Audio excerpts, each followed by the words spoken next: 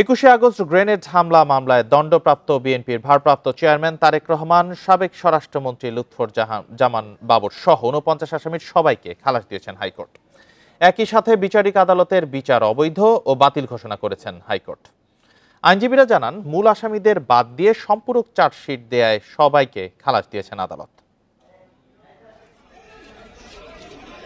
বহুল আলোচিত 21শে August grenade হামলার রায় ঘোষণার দিনে সকাল থেকে হাইকোর্টে ছিল উপচে পড়া ভিড়।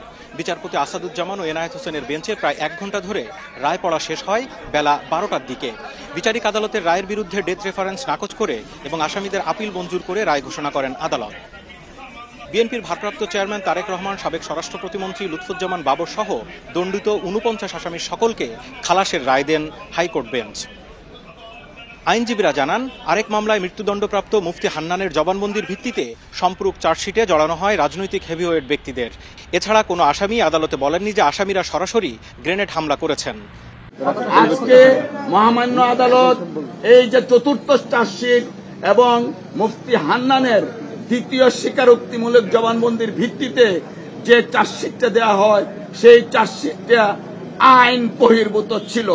সিআরপিসি এবং এভিডেন্স অ্যাক্টে এই চার্জশিটের কোনো আইনগত ভিত্তি নাই। তাই এই চার্জশিটে যারা অন্তর্ভুক্ত ছিল তারা এই মামলা থেকে খালাস পেয়েছেন।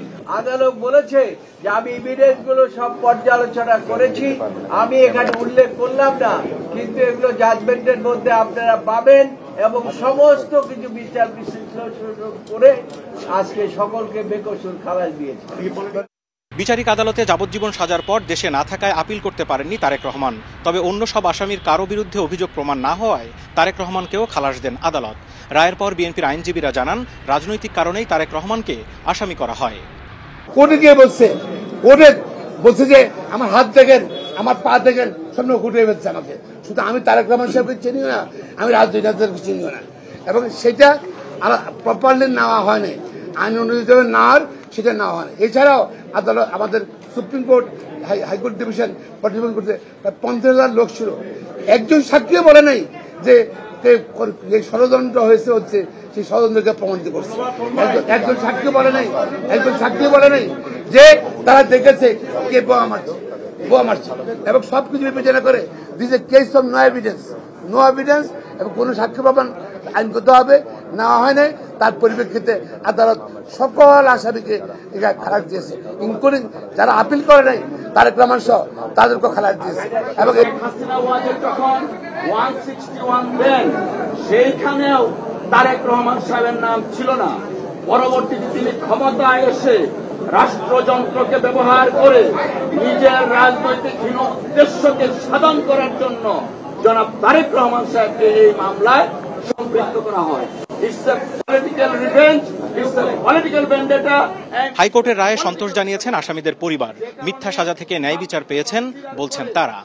তাদেরকে আমি ধন্যবাদ জানাচ্ছি, সাধুবাদ জানাচ্ছি, এবং আজকে এই রায়ের মাধ্যমে প্রমাণিত হয়েছে যে মামলাটি সম্পূর্ণ মিথ্যা ছিল, ভিত্তিহীন ছিল, এবং আমরা ন্যায় বিচার পেয়েছি।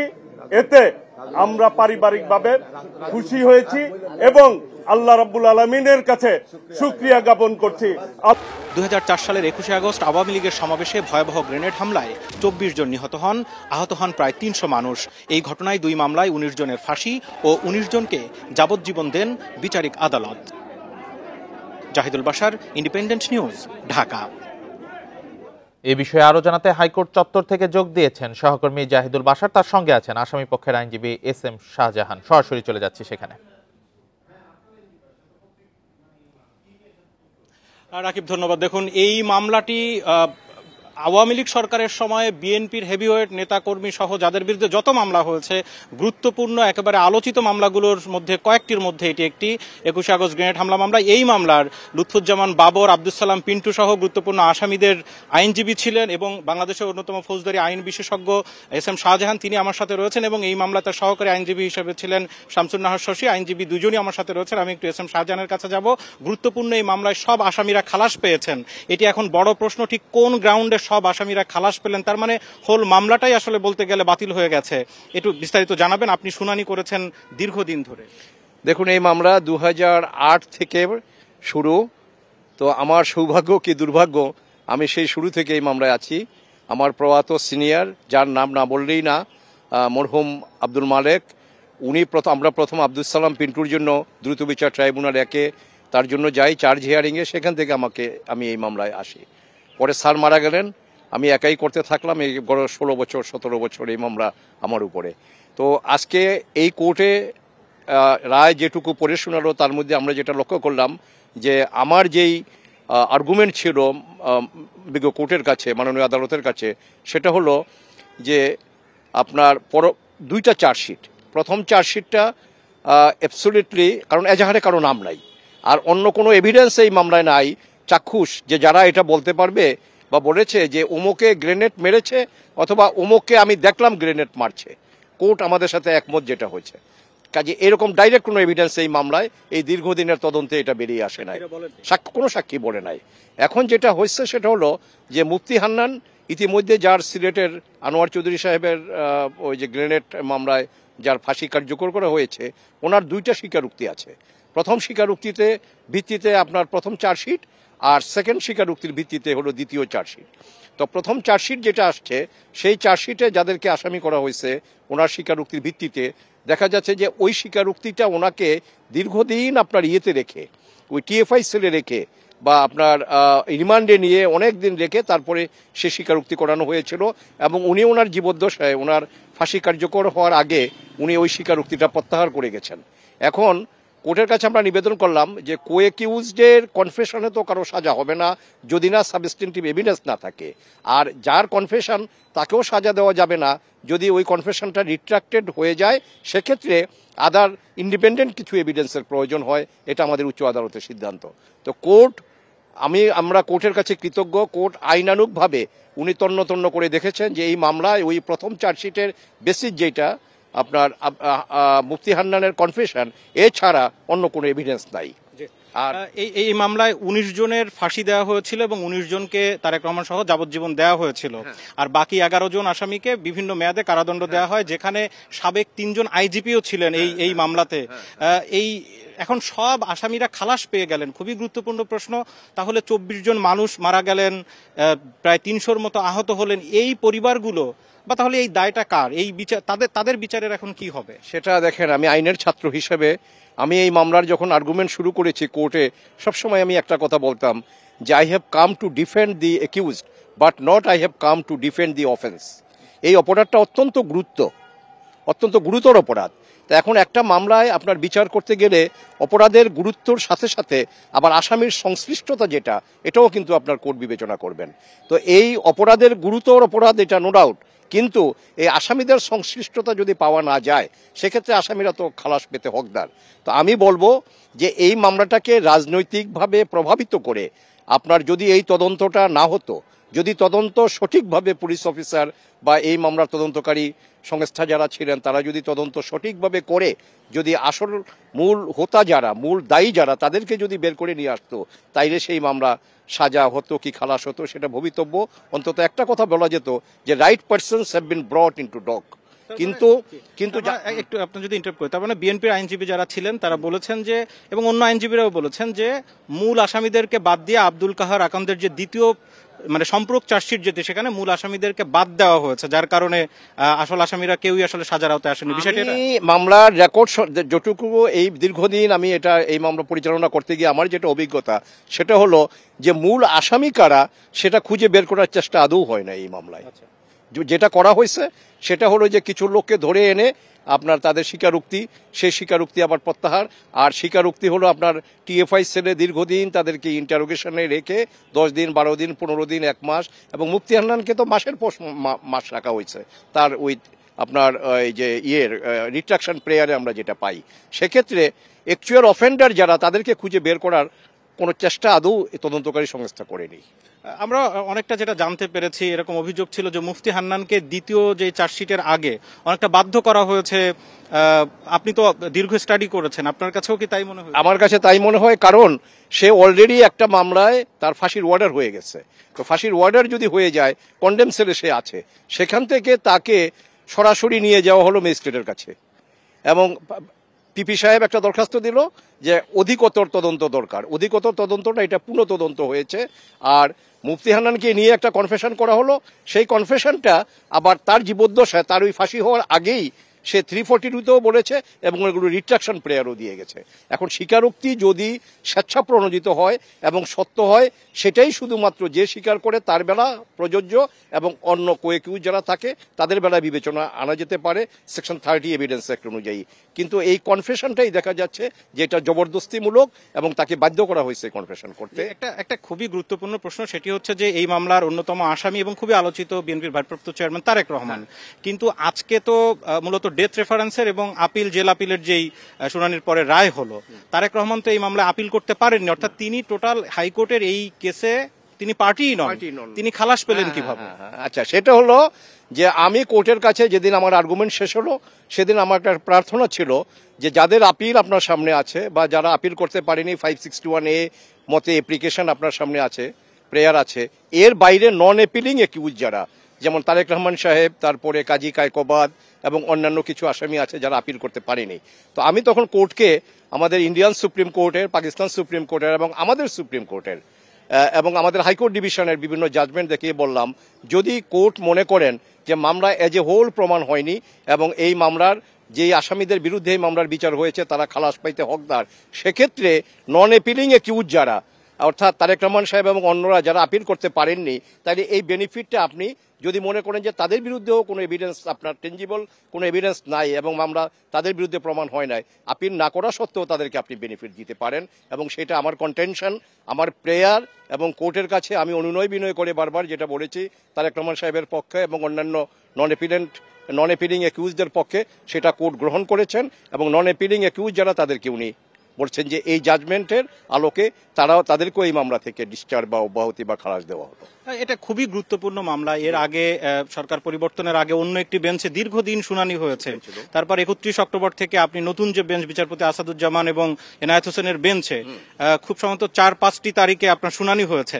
এত কম সময়ের শুনানি, আদালত ঠিক কি বলেছেন এই যে শুনানিগুলোর দিনে যদি একটু আমাদেরকে বলেন? আদালত দীর্ঘ শুনানি আগে যেটা হয়েছে সেখানে পেপার বুক পড়ে টোরে ইত্যাদি অনেক কিছু, কিন্তু এই বেঞ্চে আসার পরে উনি এভিডেন্সগুলো এক নজর দিয়ে দেখেছেন। এক নজর দেখে পরে উনি বললেন যে আপনারা এভিডেন্স আমার দেখা হয়েছে এবং এলসি রেকর্ড আমি পরীক্ষা করেছি, আপনারা লিগ্যাল আর্গুমেন্ট যেটা সেটা আপনারা আর বাসাধিকালভাবে এভাবে অনবরতই মামলা পড়ে থাকবে সেটা না, সেটা আপনারা কনসাইজ করে আমাকে দেওয়ার চেষ্টা করেন। তো আমি কোর্টের কাছে কৃতজ্ঞ। আর এই বেঞ্চটা সিনিয়র মোস্ট বেঞ্চ এখন হাইকোর্ট ডিভিশনে, ওনার কোর্টে আমি অনেক ফাঁসির মামলা করেছি। ওনার একটা গুণ হলো উনি নিচের কোর্টের রেকর্ডটা তন্ন করে দেখেন। তো সেক্ষেত্রে অত্যন্ত ইন্টেলিজেন্ট এবং অত্যন্ত বয়োজ্যেষ্ঠ এবং যথেষ্ট কি বলবো, আমার কোর্ট, এই supreme court, high court division, appellate division, আমি খুব গর্বিত আমার জাজ সাহেবদেরকে নিয়ে। এবং এই কোর্টও খুব অল্প সময়ের ভিতরে উনি এটা ধরেছেন এবং আইনের নির্দিষ্ট যেই জায়গাগুলো দেখা গেছে যে না এগুলো দ্বারা আপনার এই বিচারটা এইভাবে করা হয়েছে, ওই জায়গায় আমরা যেটা হিট করেছি, আমরা যেটা বলার চেষ্টা করেছি, ওগুলো উনি মিলিয়ে দেখে আমাদের আর্গুমেন্টের বা আমাদের বক্তব্যের সত্যতা উনি পেয়েছেন এবং সেইভাবে দেখে উনি এই মামলা রায়। আমি একদম শেষের দিকে আছি, সেটি হচ্ছে আপনি ফৌজদারি আইন নিয়ে আপনার এত অভিজ্ঞতা, সুপ্রিম কোর্টের অন্যান্য আইনজীবীরা আপনাকে রেফারেন্স পার্সন হিসেবে আমাদেরকে বলে থাকেন। একটু জানতে চাই যে বাংলাদেশে মামলা জট নিয়ে আমরা অনেক কথা বলেছি, আপনারাও বলেছেন, এই মামলাটি এত গুরুত্বপূর্ণ, 2004 থেকে আজকে 2024, 20 বছর এখনো অ্যাপিলেট ডিভিশন রয়ে গেছে। তো সব মিলে এই একটি মামলা ধরে যদি আপনি বলেন মামলার যে দীর্ঘসূত্রিতা, এত বড় গুরুত্বপূর্ণ মামলার ক্ষেত্রে আমরা দেখলাম মামলার দীর্ঘসূত্রিতা আছে, এর জন্য আমাদের কোর্ট বাড়াতে হবে, আমাদের লয়ারদের আন্তরিক হতে হবে এবং আমাদের বিচারক মহোদয় যারা, জাস্টিস সাহেব যারা, ওনাদেরও আন্তরিক হতে হবে। আমরা সবাই যদি মনে করি যে আমরা অযথা কালক্ষেপণ করব না, তাইলে আমার মনে হয় যে মামলা দ্রুত বিচার শেষ করা সম্ভব। আপনাকে অনেক ধন্যবাদ। আমাদের সাথে এতক্ষণ ছিলেন সুপ্রিম কোর্টের অন্যতম সিনিয়র আইনজীবী এস.এম. শাহজাহান এবং তিনি জানাচ্ছিলেন এই গুরুত্বপূর্ণ মামলায় কেন লুৎফুজ্জামান বাবর, তারেক রহমান সহ সকল আসামিকে খালাস দেওয়া হয়েছে, আদালত কি বলেছেন বিস্তারিত। 21 আগস্ট গ্রেনেড হামলার রায় ও এই হামলার বিচার প্রক্রিয়া নিয়ে আমাদের কথা বলছিলেন আইনজীবী এস.এম. শাহজাহান খান, সাথে ছিলেন জ্যেষ্ঠ প্রতিবেদক জাহিদুল বাশার। পরবর্তী খবরে যাচ্ছি। 21 আগস্ট গ্রেনেড হামলা মামলা থেকে তারেক রহমান, লুৎফুজ্জামান বাবর সহ সব আসামির খালাসকে ন্যায় বিচার প্রতিষ্ঠা হিসেবে দেখছে বিএনপি। দলটির নেতারা বলছেন শেখ হাসিনার নির্দেশেই ওই মামলার রায় দেওয়া হয়েছিল। এর উদ্দেশ্য ছিল তারেক রহমানকে রাজনীতি থেকে সরিয়ে দেয়া। বহুল আলোচিত ২১শে আগস্ট গ্রেনেড হামলার মামলা থেকে বিএনপির ভারপ্রাপ্ত চেয়ারম্যান তারেক রহমান, সাবেক স্বরাষ্ট্র প্রতিমন্ত্রী লুৎফুজ্জামান বাবর সহ মৃত্যুদণ্ড যাবজ্জীবনের সব আসামিকেই খালাস দিয়েছে হাইকোর্ট। বাতিল করেছে বিচারকী আদালতের রায়কে। আদালতের রায়কে স্বাগত জানিয়েছে বিএনপি। দলটির স্থায়ী কমিটির সদস্য আমির খসরু মাহমুদ চৌধুরী বলেছেন, তারেক রহমানকে রাজনীতি থেকে সরিয়ে দিতেই ওই রায় দিয়েছিল তখনকার আওয়ামী লীগ সরকার। এমন একটা পরিবেশ সৃষ্টি হয়েছে যে সরকার তো রিফর্ম করছে, এখন পলিটিক্যাল পার্টিগুলো রিফর্ম কমিটি করে দিয়েছে। আমাদের দলে আমরাই ৫-৭টা এখন রিফর্ম কমিটি করেছি।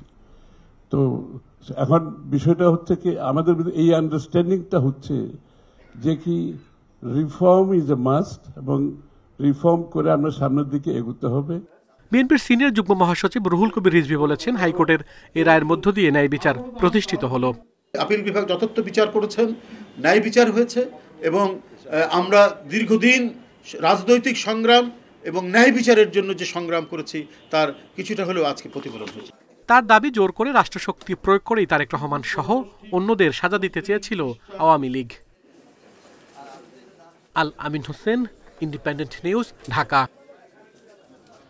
তত্ত্বাবধায়ক সরকার সংক্রান্ত ত্রয়োদশ সংশোধনী বাতিলের রায়ের রিভিউ শুনানি ১৯শে জানুয়ারি। এদিন ঠিক করেছে প্রধান বিচারপতি সৈয়দ রেফাত আহমেদের নেতৃত্বাধীন আপিল বিভাগের পূর্ণাঙ্গ বেঞ্চ। এর আগে ২০১১ সালের ১০ই মে সংবিধানের ত্রয়োদশ সংশোধনী তত্ত্বাবধায়ক সরকার ব্যবস্থা বাতিল করে দেয়া হয় রায়। হাইকোর্টের দেয়া রায়ের বিরুদ্ধে করা আপিল মঞ্জুর করে এ রায় দেয়া হয়েছিল। আপিল বিভাগের ওই রায় পুনর্বিবেচনা চেয়ে অক্টোবরে আবেদন করেন বিএনপি মহাসচিব মির্জা ফখরুল ইসলাম আলমগীর। একই আবেদন নিয়ে আদালতে যান সুজন সম্পাদক বদিউল আলম মজুমদার সহ ৫ বিশিষ্ট ব্যক্তি। পরে আরেকটি আবেদন করেন জামাতের সেক্রেটারি জেনারেল মিয়া গোলাম পরওয়ার।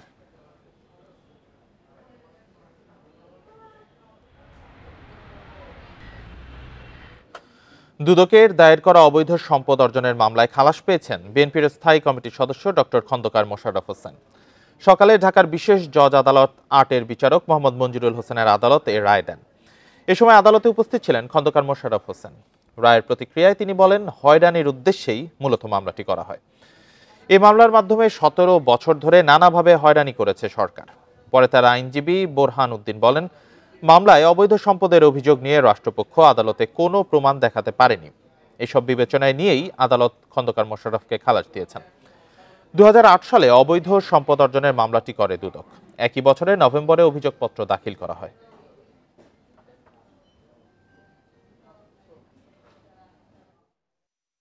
সরকারের পক্ষ থেকে যে অভিযোগ আনা হয়েছে সেই অভিযোগের পক্ষে কোনো রকমের প্রমাণ, কোনো রকমের সাক্ষী বা কোনো রকমের কিছু দেখাতে পারেনি।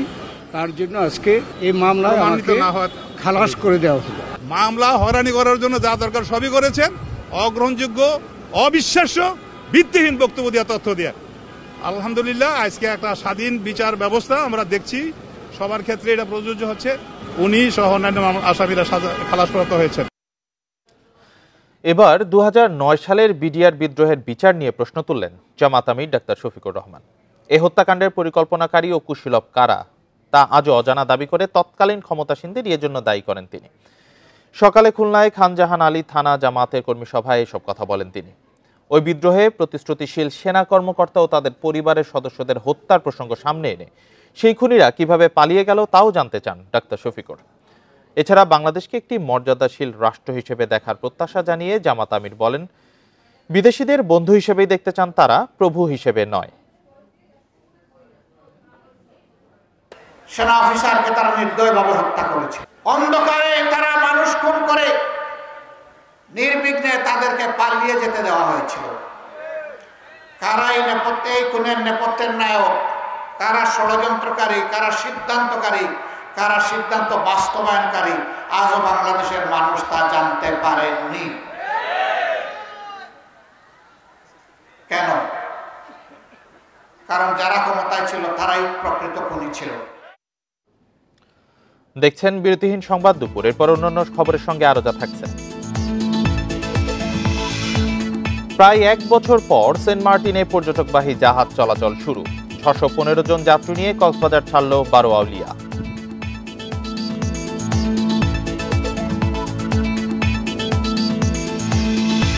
27 বছরেও পুরো বাস্তবায়ন হয়নি শান্তি চুক্তি, বেড়েছে জাতিগত সংঘাত, পাহাড় দখল, সেনা প্রত্যাহারের দাবি।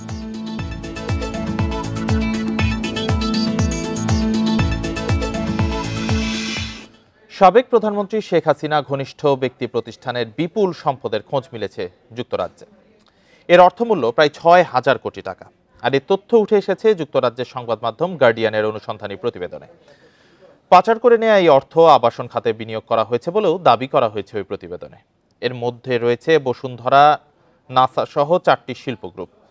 ব্রিটিশ সংবাদ মাধ্যম অবজারভার ও বার্লিন ভিত্তিক দুর্নীতি বিরোধী প্রতিষ্ঠান ট্রান্সপারেন্সি ইন্টারন্যাশনালের যৌথ অনুসন্ধানের সূত্রে তারা আরও জানিয়েছে, এসব গ্রুপের মালিকদের নামে যুক্তরাজ্যের নানা জায়গায় অন্তত 350 প্রতিষ্ঠান স্থাপনা রয়েছে।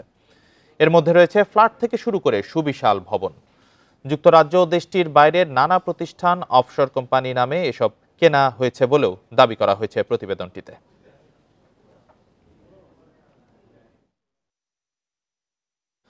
গত 15 বছরে বিদেশে পাচার হওয়া টাকা ফেরত আনা সম্ভব বলে মনে করেন বিশেষজ্ঞরা। এ লক্ষ্যে একটি উচ্চ ক্ষমতাসম্পন্ন কমিশনও গঠন করা হয়েছে। এরা সাবেক ভূমিমন্ত্রী সাইফুজ্জামান চৌধুরী ও এস আলম সহ 9টি প্রতিষ্ঠানের পাচার নিয়ে কাজ করছে। টিআইবি বলছে, বর্তমান সরকার চাইলে অর্থ পাচার বন্ধ করা ও টাকা ফেরানো সম্ভব। নিয়ে এসে সিস্টেমে নিয়ে আসতে পারি, অবশ্যই দুর্নীতি কমবে না। আমরা তো আওয়ামী লীগ নেতাদের বিরুদ্ধে বিপুল পরিমাণ অর্থ পাচারের অভিযোগ। টিআইবির হিসেবে গত 15 বছরে পাচার হয়েছে 28 লাখ কোটি টাকা। তথ্য আছে ভারত, যুক্তরাজ্য, যুক্তরাষ্ট্র, কানাডা, অস্ট্রেলিয়া ও মধ্যপ্রাচ্যের কয়েকটি দেশে পাচার হয়েছে বেশি। দুর্নীতি বিশ্লেষকরা বলছেন, এক সময় হুন্ডিই ছিল পাচারের প্রধান মাধ্যম, কিন্তু গত 15 বছরে বড় অঙ্কের টাকা পাচার হয়েছে আমদানি রপ্তানির আড়ালে। টিআইবির অভিযোগ, সরকারের যোগসাজশে হয়েছে এসব দুর্নীতি। ইউকের সহায়তায় সংগ্রহ করে আমরা দুদকে হস্তান্তর করেছি। কিছুই পদক্ষেপ গ্রহণ করে নাই, শুধু তাই নয়, এটা প্রাপ্তি স্বীকার পর্যন্ত করে নাই এই সংস্থাগুলো। পিএফআইও, দুর্নীতি দমন কমিশন, পুলিশের সিআইডি, জাতীয় রাজস্ব বোর্ড এবং অ্যাটর্নি জেনারেলস অফিস, যেটা তাদের এখতিয়ারের মধ্যে পড়ে। অর্থ পাচারকারীদের বিরুদ্ধে ব্যবস্থা নিতে দুদক, সিআইডি, বিএফআইইউ এবং কাস্টমস কর্মকর্তাদের নিয়ে গঠিত হয়েছে joint investigation commission. S Alam, Summit ও ওরিয়ন সহ 9টি প্রতিষ্ঠানের অর্থ পাচার নিয়ে কাজ শুরু করেছে এই কমিশন।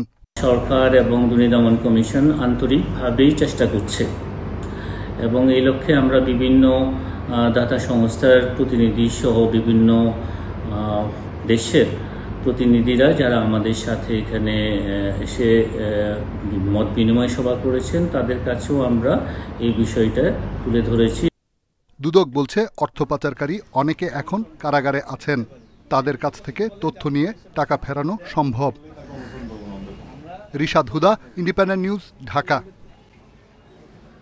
চট্টগ্রামে আইনজীবী সাইফুল ইসলাম নিহতের ঘটনায় মিথ্যাচার করছে ভারতের গণমাধ্যম। শনিবার ইন্ডিপেন্ডেন্ট টেলিভিশনকে এক সাক্ষাৎকারে কথা জানান প্রধান উপদেষ্টার প্রেস সচিব শফিকুল আলম। তিনি বলেন, হত্যায় জড়িতদের অবশ্যই বিচার করা হবে। ভারত বাংলাদেশ সম্পর্ক নিয়ে তিনি বলেন, ভারতের সাথে সুসম্পর্ক চায় বাংলাদেশ, তবে সেটা হতে হবে সমতার ভিত্তিতে, যেন উভয় পক্ষের স্বার্থ রক্ষা হয়।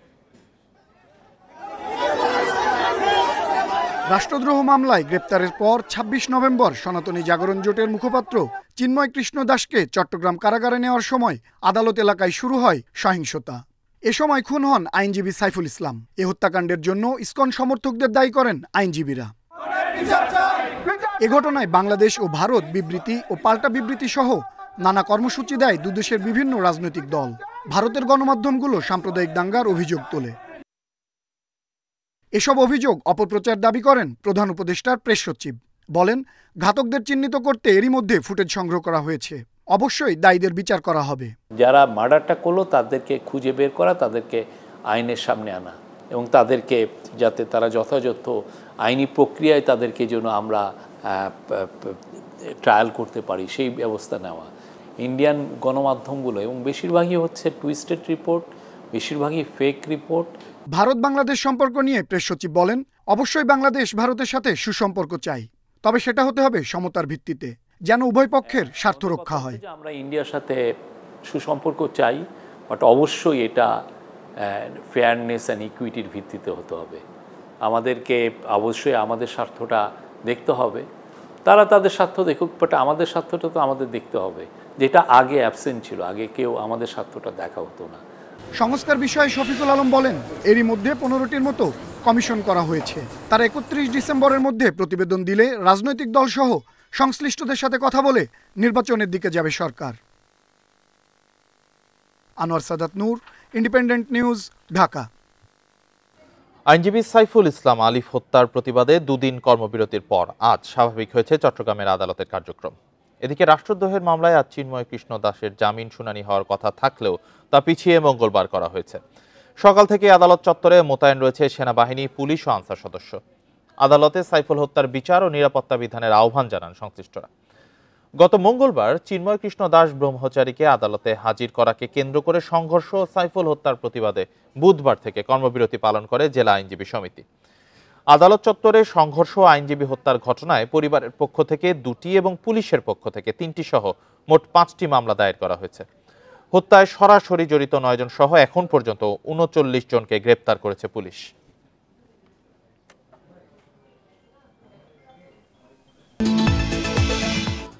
বাড্ডার সুবাস্তু নজর ভ্যালি শপিং কমপ্লেক্সে আগুনে পুড়ে গেছে কয়েকটি দোকান। শনিবার রাত 1টার দিকে আগুন লাগার পর 1.5 ঘন্টার চেষ্টায় তা নিয়ন্ত্রণে আনে ফায়ার সার্ভিসের 2টি ইউনিট। প্রত্যক্ষদর্শী ও ফায়ার সার্ভিস জানিয়েছে, সুবাস্তু নজর ভ্যালির পেছনে কয়েকটি দোকানে আগুন লাগে। ধোঁয়ায় আতঙ্কিত হয়ে পড়েন ভবনের আবাসিক ফ্ল্যাটের বাসিন্দারা। খবর পেয়ে ঘটনাস্থলে যায় ফায়ার সার্ভিস। শনিবার রাত 2:30টার দিকে ফায়ার সার্ভিসের 2টি ইউনিটের চেষ্টায় নিয়ন্ত্রণে আসে আগুন। আগুনের খবর পেয়ে রাতেই মার্কেটের সামনে ভিড় করেন দোকান মালিকরা। তবে নিরাপত্তার স্বার্থে কাউকে ভেতরে ঢুকতে দেয়নি কর্তৃপক্ষ।